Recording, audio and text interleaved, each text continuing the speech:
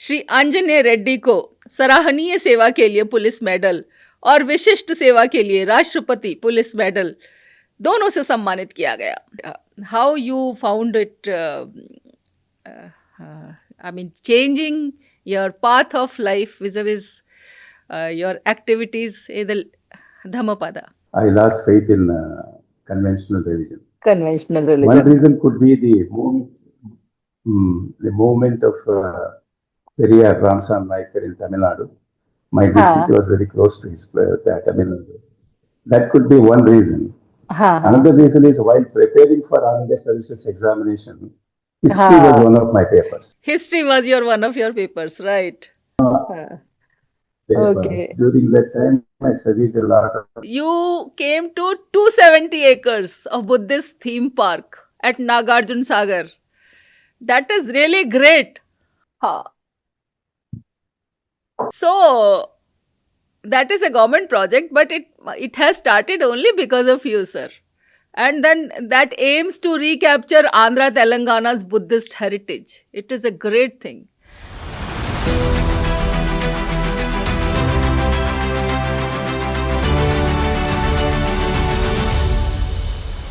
नमस्कार, डायलॉगस में आपका स्वागत है. मैं आपके साथ हूँ प्रीता हरित. ज़रा कल्पना कीजिए एक ऐसे व्यक्तित्व की जिसने 37 बरस पुलिस विभाग के भागदौड़ भरे जीवन में और सरकार के नाकाम पब्लिक सेक्टर विभागों को हाई परफॉर्मिंग डिपार्टमेंट्स में तब्दील करते हुए गुजारे हों, और उसके बाद तथागत बुद्ध की शिक्षाओं को, उनके धम्म को न सिर्फ अपनाया हो बल्कि समाज में बौद्ध धर्म के प्रचार प्रसार के लिए बहुत सारे महत्वपूर्ण काम किए हों, और इस काम को करते करते उन्होंने अपना जीवन लगा दिया हो.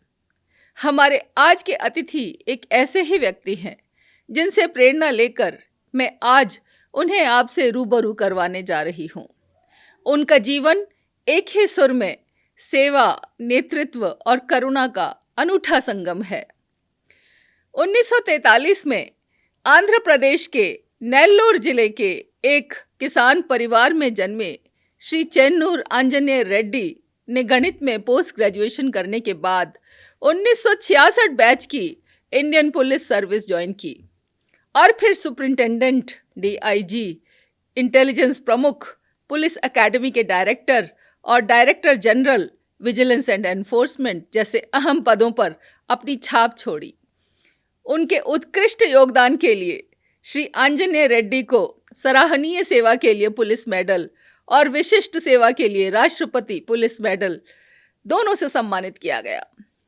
जब वे आंध्र प्रदेश राज्य परिवहन निगम APSRTC के मुखिया बने तो उन्होंने वहां इतना अच्छा काम किया कि APSRTC को, जो एक समय पर घाटे में चल रही थी, उसे भारी कैश सरप्लस के साथ छोड़ा.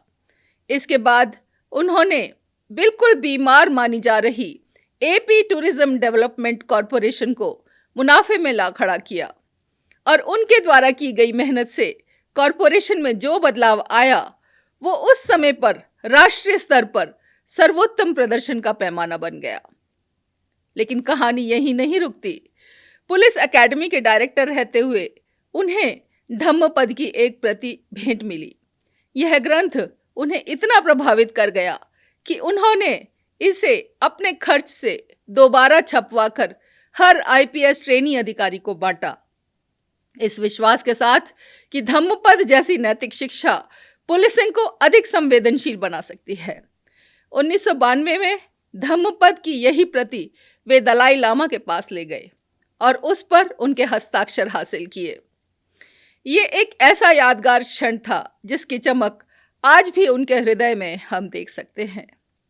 इसके बाद उन्होंने हैदराबाद की एक संकरी गली के टिन शेड विहार को रूपांतरित कर आनंद बुद्ध विहार ट्रस्ट खड़ा किया. 35 से ज्यादा बौद्ध पुस्तकों का प्रकाशन करवाया और 3 विपश्यना साधकों को भिक्षु बनते देखा. आंजनेय रेड्डी जी पर्यटन विभाग के साथ मिलकर 270 एकड़ में एक व्यापक बौद्ध थीम पार्क भी विकसित करा रहे हैं, ताकि तेलंगाना, आंध्र प्रदेश की प्राचीन बौद्ध विरासत फिर से जीवंत हो सके. पुलिस से सेवानिवृत्ति के बाद वे forum for good governance, intercultural foundation जो बीपीएल यानी बिलो पॉवर्टी लाइन के बच्चों के लिए स्कूल चलाती है, और आकार आशा एक ऐसी संस्था जो रिकंस्ट्रक्टिव सर्जरी का काम करती है, इनसे सक्रिय रूप से जुड़े हैं। साथ ही बौद्ध जर्नल का भी संपादन कर रहे हैं।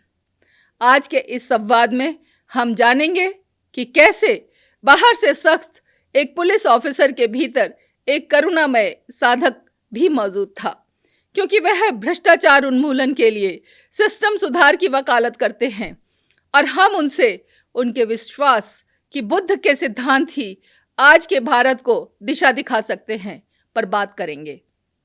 तो आंजनेय रेड्डी जी, आपका डायलॉगस पर स्वागत है। नमस्कार। From Maktapuram to the IPS, growing up in a farming family and later earning a master's degree in mathematics before entering the 1966 batch of IPS is an unusual arc. How did these early experiences shape your worldview? I was born in a farming family. Yes. Farming family. Yeah. We were a middle class family. Those days, mine was the first generation to go to high school, then college, then post university, all that. In my family, I was the first person to go to university. Then while studying in Madhya Pradesh, I did my postgraduate course in Madhya Pradesh Saga University.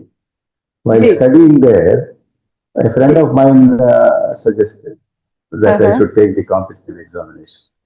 So on his advice, he happened to be the brother of the Dr.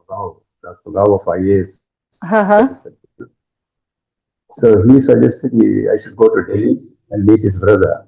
When I went to Delhi, met him and decided to take the examination. Yeah, that's how it started.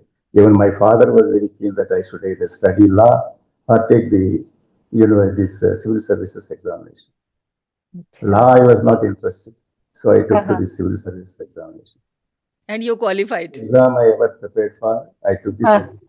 Yeah, only the first time I wrote this exam, I qualified and then continued with that. And that is how you became IPS.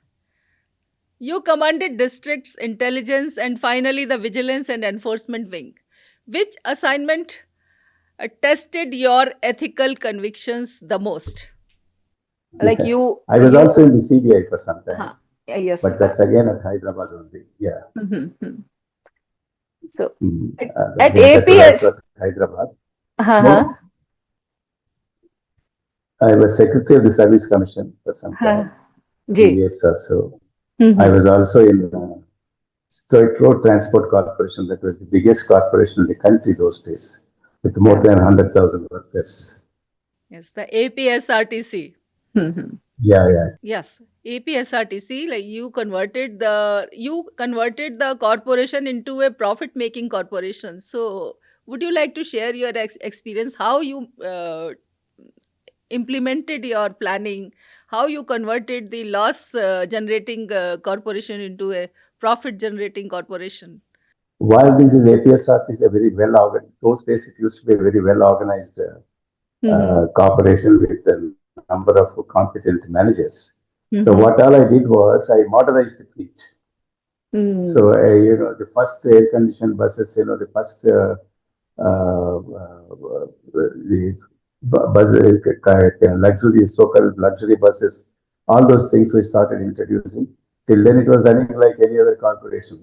Once we started modernizing the fleet and then bringing in high quality stage carriages, it became it started attracting people. That's one. Second thing is APSRTC was a very well organized corporation. It had several professionals those days. So we used to have frequent meetings. I used to go, we commissioned some consultants also, saying why the corporation was not doing well, and they gave their report.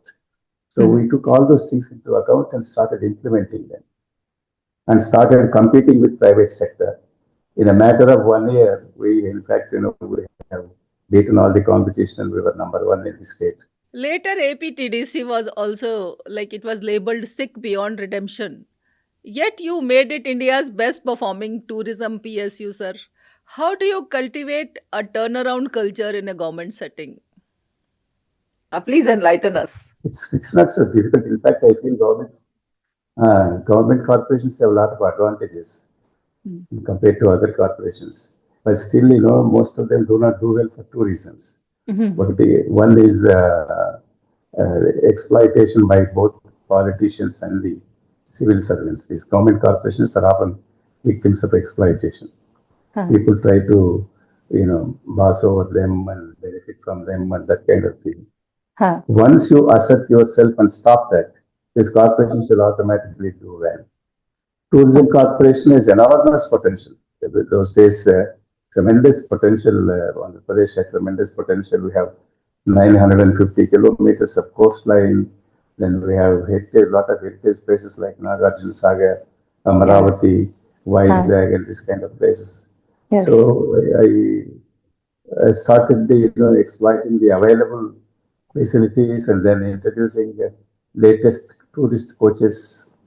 And then it became again, a leading corporation. For example, when I took over, there were only one or two tourist coaches. When I left, there were nearly 100 tourist coaches. So yes. Going to various tourism places, like Shirdi, like Tirupati, like Vizag, Hyderabad, and so many other places. So nice. That way, the tourism corporation benefited mainly from tourist coach operations. Sir, we came to know that you lost faith in conventional religion at 23. Sir, before coming to Buddhism, yeah, sir, I came to know that you lost faith in conventional religion at the age of 23, and then later on, by a chance reading of Dhammapada, decades later, it changed everything for you. That is how you were describing that you connected tourism with Buddhist sites also. So, what line of Dhammapada struck the most to you? Like how you found it? Changing your path of life vis-a-vis your activities in the Dhammapada. Basically, I was a non-believer. I was a non-believer to start with. So, as you said, by 23, I lost faith in conventional religion. Conventional religion. One reason could be the movement of Periyar Ramsam Naikar in Tamil Nadu. My district was very close to his that could be one reason. Another reason is while preparing for Ananda Services examination, history was one of my papers. History was one of your papers, right? Okay. During that time, I studied a lot of Buddhism also. I am also a history student, sir. It was at the back of my mind. And luckily for me, when retired. Okay. Yeah. No, but I was a student of mathematics. Mathematics. You didn't find mathematics interesting. You found history interesting, and that too Buddhism. Sir, how did Buddhist ethics influence your leadership decisions while still in uniform? First, I'll tell you why I came to Buddhism. I came to Buddhism for two reasons, because it suits me temperamentally. Buddhism is a non-theistic religion. There is no concept of God in Buddhism, creator God in Buddhism. Right. This is a non-theism. There is no. So that suited my temperament, one. Second thing is perhaps the only one or two religions only taught the ethics in this country. One is Jainism, the other one is Buddhism. In traditional Indian religion, there is no emphasis on ethics. There is only emphasis on ritual. Rituals. Whereas Buddhism, emphasis is on ethics. So I thought, what we badly need is ethics and not ritual. I never had any belief in ritual. So, and then in Andhra, Buddhism was the founding culture of the Telugu country. That was the first organized religion that came to our place. That is after the fall of Magadha. Satavahanas ruled this place for 400 years. Yes. And for 400 years, they patronized Buddhism. Buddhism, correct. So that is the founding culture of both Andhra and Telangana. So after a little later, Jainism also came in. Our founding culture is Buddhism. That's why you find nearly 300 Buddhist places, archaeological sites in Telangana, Andhra put together. And we identified, of course, those days some 22 places for development, and we started developing them. Today, Nagarjuna Saga is very well developed. Very nice. That is how I came to Buddhism.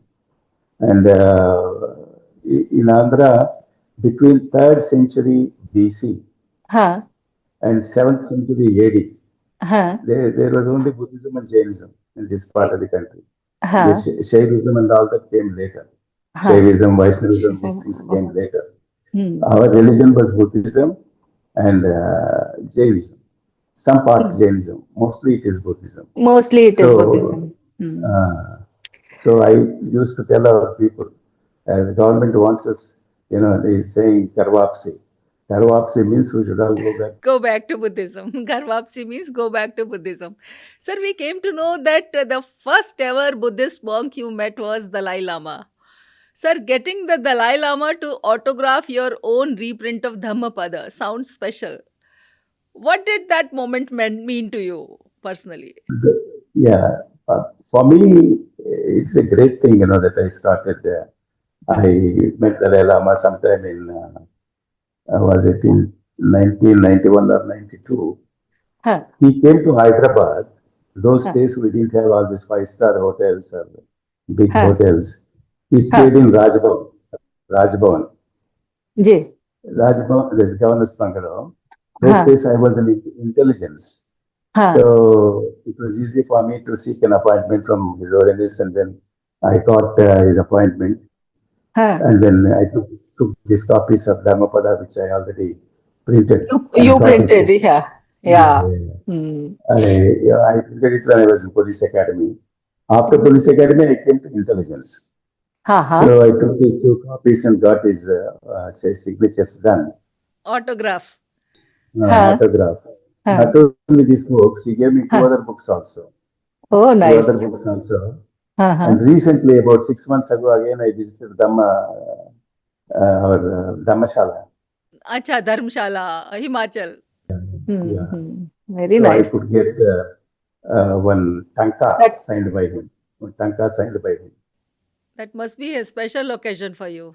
Yeah. My whole family, we all went there. He met all of us, my wife, my children, grandchildren and all. Great. So they gave us a tanka signed by His Holiness. So that is one. Another years later, on 3 or 4 occasions, I met Dalai Lama at Hyderabad. Whenever he comes to South India, I used to meet him, because when he goes to Karnataka, where there are Tibetan settlements. So nice. Whenever he came to South, I met him. 2, 3 occasions I met him.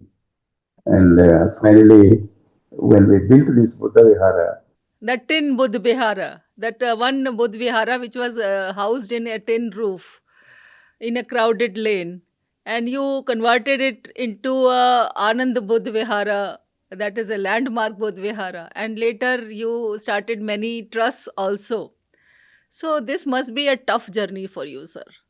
No, that was not so tough. Everybody was cooperative. Your government was very helpful.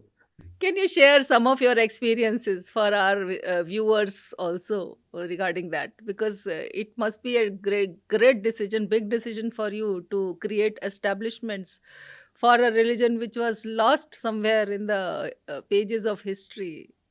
Yeah. So when I started taking interest in Buddhism, suddenly one day I went to a prayer meeting. In a prayer meeting organized in memory of one of our former chief ministers. So among the people was a Buddhist monk. So I went and introduced myself and asked him about him. He said, there is a small vihara. There is a community called Baruas, who are traditional Buddhists in Hyderabad. Some 20, 30 families, 30, 40 families. They have a small Buddha temple. And this gentleman happened to be a Barua, and then he was in charge of the temple. So I asked him, then I said, I would like to come and see you. Come there, you can see the temple. Then he came to my office. And then, we got to know each other. And then I went to visit that place. It was a till shed, Small tin shed, only 30, 40 people used to patronize it, and 30, 40 families. And the whole place, it was close to a fish market. So it was not a अच्छा अच्छा very... So then I wrote in that visitors book then and there, I shall endeavor to get a right place for this vihara and acquire a good site for this vihara. so Then nice. with the help of the local officers, we identified a site and we took it to the notice of the then Chief Minister. We registered a trust. Apart from this Barwas, I put all the local people in the trust. I wanted everybody, every community to be represented, from Brahmins to scheduled castes. All people were there in the trust. And Wow. because I believe Buddhism means it should include everybody. It's an inclusive It religion. should. It should not be restricted to any one community or caste. Correct. Right, So right. I told the Chief Minister, the then Chief Minister, Mr. Vijay Reddy, very Huh. fine person. I knew him very well because I was working for him in intelligence. So closely working with him. So I told him, sir, you please give us some land. I don't want any grant from the government. Give us some Huh. land. We'll develop an establishment. So we have a trust called Ananda Buddha Vihara Trust. Then, Ananda Buddha Vihara Trust. yeah. Then he Very said, nice. all right, you identify some land and come to me. So I identified this land, 3 acres in Huh. Secunderabad. Huh. I chose Secunderabad because some Buddhists were there living in the neighborhood. So I thought they would take care of the temple. That's why I started in Secunderabad. I now feel I should have started in Hyderabad. But anyway, everybody in the government opposed it, saying, this is a small trust. They don't have Huh. much money. They have Huh. only, less than 2 lakhs in their account. So Huh. 3 acres, what do they need? They don't need all that. I told the Chief Minister, sir, give us the site. I don't Huh. want any money. We know how to raise money. We will raise money. So he was very kind. And, Huh. by then, of course, we started celebrating Buddha Jayanti. I Huh. got Buddha Jayanti declared as a holiday. Then we Hmm. started what is called the Lumbini Festival. Lumbini Festival. Yeah, Huh. our three-day festival. So, doing all these things. Then he So told me, nice. yes, when the file comes to come and remind me. Hmm. So everybody in the government said these value of these 3 acres of land is 1.5 crores those days, 25 years ago. Hmm. So these people have only less than 2 lakhs in their account. Hmm. So I told the Chief Minister, sir, yeah, it is true we have less than 2 lakhs in our account, but Huh. we can raise money, we can, but we request you to give the land at a affordable price. Hmm. So government is government land. So he was generous enough to strike off that 1.5 crores and gave it to us for 1.5 lakhs. Oh, so nice of him. Sir, from 3 acres, you came to 270 acres of Buddhist theme park at Nagarjuna Saga. That is really great. Huh. So, that is a government project, but it has started only because of you, sir. And then that aims to recapture Andhra Telangana's Buddhist heritage. It is a great thing. So, please enlighten us about that. What experience visitors will have there that they cannot have anywhere else? Actually, Andhra, Telugu Hmm. country, I don't call it Andhra now, Telangana, Andhra, both are Hmm. one and the same. Only for political reasons they have divided it. Hmm. Otherwise, Hmm. we have common culture, common language, common Huh. everything. Huh. So this um, the Satavahanas ruled over this place for 400 years, Hmm. between second century BC and second century AD. Hmm. During that time, Buddhism was the religion of the common people. Huh. It was supported, but the kings, some of them, of course, they were doing yagas and that kind of, Hmm. the traditional Vedic rituals. But Hmm. average people, people in business, people in agriculture, all of them were Buddhists Huh. Huh. because of 400 years of Hmm. Satavahana rule. Main reason is after the fall of Magadha, the Hmm. Satavahanas were vassals of Mauryas. Hmm. Hmm. After the fall of the Magadha, that, that Ashoka's grandson was assassinated by this fellow Brahadratha. He was assassinated by this Pushyamitra Sunga dynasty.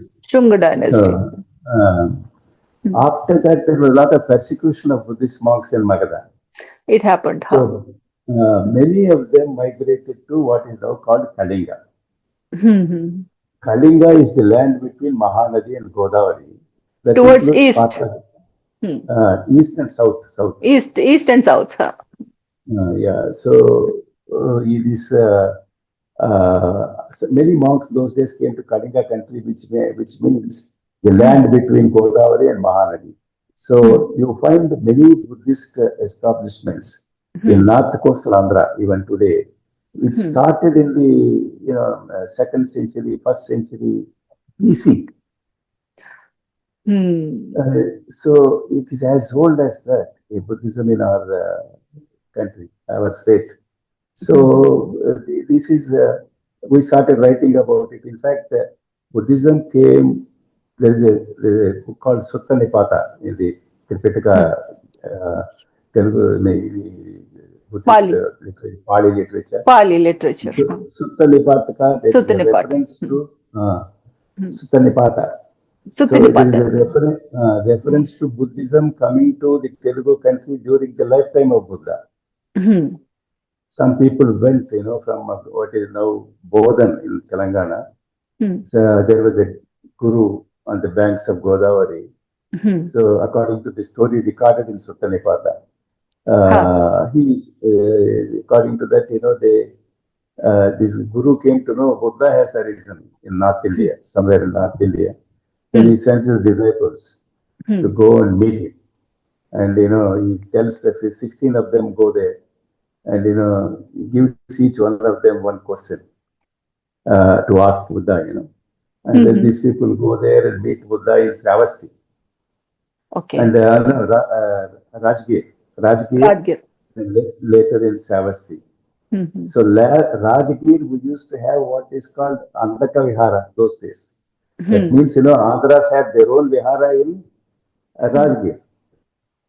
So it was so, the connection was so strong. So these people met, according to the story there, they met Buddha. Before they could ask any questions, Bhagavan has realized, what doubts they had in their mind and gave the answers himself. They were so impressed, all of them became Buddhists there. Only one of them came back and told the Guru here, saying, they've all become Buddhists. I come to inform you that this is a great religion, the Dhamma, and I am also going to become a Buddhist. Then, according to the story, this Bavari, the Guru himself became a Buddhist. And that is the story, which shows that Buddhism came to the Telugu country during the lifetime of Buddha. So it is so strong. And you have evidence in Sutta Nipata. Anybody can say it's called that. So this will be part of the project to describe this history of Buddhism in this 270-acre Nagarjuna Saga project? Yes, definitely. Bavari will have a very prominent place. Now, in fact, our Vipassana people, they want to build a big, what they call Vipassana center. Yeah, meditation hall. No, Vipassana center. Vipassana center, meditation. Where Bavari lived those days. The banks of Godavari, they want to build it now. I got it. So all these things we discovered and we started writing about it, and people came to know and everybody started taking interest. Sir, you also chair bodies that run BPL schools and a reconstructive surgery foundation, that Akar Asha. Sir, how do you prioritize among so many social impact calls on your time? Like, how do you manage all this? You see, this hospital, there was some problem in our trust after some time. This local, that Buddhist monk started misbehaving. So we got rid of him and got it matched with the Mahabodhi Society, Bangalore. During that disturbed period, I was not going to this Vihara. Because, he was behaving in a very, un-Buddhistic manner. So what I did that time, I devoted to developing this hospital. This hospital, the gentleman who is now the director of that hospital, He's son of a police officer. His father was DGP Orissa. So that's how I came to know him. So he wanted my help, to establish this hospital. So for about 2-3 years, I totally concentrated on that hospital. Raised some money, from mostly from CSR, the Corporate Social Responsibility Funds. We raised about 6 to 7 crores, meeting several companies, governments, and all the banks. Today, that is the only hospital in Hyderabad which has no billing center at all. Wow. And get the treatment. They get free treatment. If they can contribute some money, they're welcome to contribute. If they don't have any money, they need not contribute.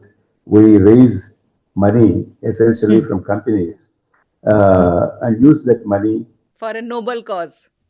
For it. Staff and all that. And expenses are there. Free surgeries. Sir, editing Missimi magazine. You have been editing Missimi magazine also. That shows your love for art and literature.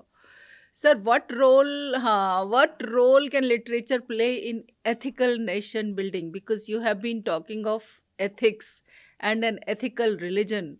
So this art and literature, how can that be useful for ethical nation building? Apart from this, I was interested in a few things, like, for example, dance. The dance forms of South India, I was much interested. And I tried to help these people from time to time. Even now, I am involved with some of them. And this magazine is devoted to language, literature, and not to any, articles on religion at all. It is language and literature and ethics. So this was on the point of closing down, because this magazine is owned by well-to-do people. They run a printing press and all that. So now you are fully involved with Buddhism. One question regarding policing I want to ask, sir. Sir, in India debates policing reforms every few years. Which single reform, from your side, which single reform would you push through Parliament tomorrow if you could? Because we need to reform, we need to bring so many changes and so many reforms in the system. So please. I tell you, recently they, what do you call it now, this criminal justice system. You have 3 acts essentially. The Act governing Indian Penal Code, Penal Procedure Code, and then you have Evidence Act. All these 3 acts were revised recently, amended and revised. The present BJP government has done that. On that, I wrote an article saying the revision is so poorly done. It lacks the democratic ethos even now. It still continues with the old colonial style. And then, the most important recommendation of the Third Police Commission, that police should be an autonomous and accountable agency. Should be an autonomous agency, should not be subordinated to the government.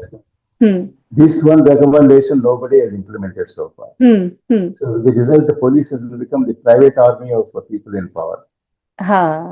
So if, for example, you see in Telangana, not Telangana, in Andhra and in Tamil Nadu, whoever comes to power, they try to put their predecessors in jail, get some case registered, and then put them in jail. This kind of thing is going on. That's because police is not neutral. Why police is not neutral? Because it is not independent. It is not autonomous. It is subordinated to the government. They have to go by the government, otherwise they can't do anything. So most important recommendation is police should be answerable to a neutral agency. The neutral, this is a recommendation of the Third Police Commission. Neutral agency means a committee or a commission or whatever you call it, on which both the government and opposition parties are represented. Another commission, you mean to say? Outside the government. Outside the government. That commission should have, it's called Security Commission, National Security Commission, something.